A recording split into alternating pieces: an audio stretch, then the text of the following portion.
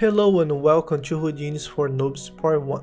In this new Houdini tutorial series, I will introduce the basic concept of Houdini, which are focused on beginners. Soon, I will have an advanced Houdini series for CFX and FX artists.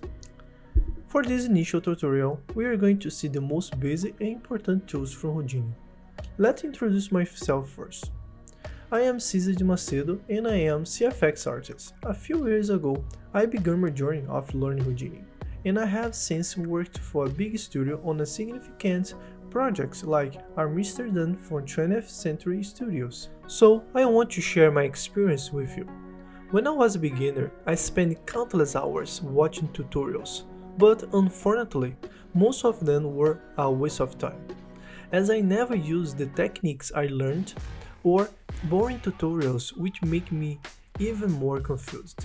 Based on my experience as a student and a professional, I've decided to create a series of Houdini tutorials to help both beginners and advanced users to improve their skills and avoid many mistakes I made during my journey.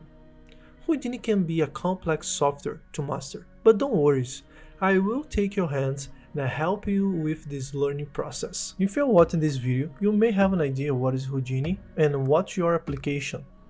But if not, let me give you a brief idea. Houdini is a 3D software developed by SideFX, and it's known for its amazing capacity to produce procedural tools to build VFX in general. It is mostly used for lighting, CFX, FX, environment, rigging, and more. If you don't know what I'm talking about, don't worry, I will explain everything in the later videos. But for now, let's continue. You need to create an account. Once you have the SideFX account created, we can go to the top menu, Get and Download. On the download page, you have two main options to download Houdini. You have the launcher, that's what I recommend for everybody, and you have the production builds. Let's talk about the production builds first. Under the production builds page, you have a list of all the Houdini's version and which operational system you have. In this case, here you have three main operational systems. You have Windows, Linux, and Mac. I also have the difference about which Python they use as a base. In these Houdini versions, you have Python 2, that's an old version of Python, and these Houdini versions here, you use the Python 3.7 as base. But be aware, for some Houdini add-ons doesn't run well on Python 3.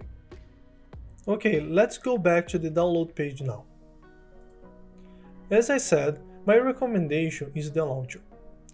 We can download the launcher, click here, and once the launcher is installed, we will have a window like this. On the launch interface, as you can see, we have the Houdini version manager, where we can manage what version we have installed.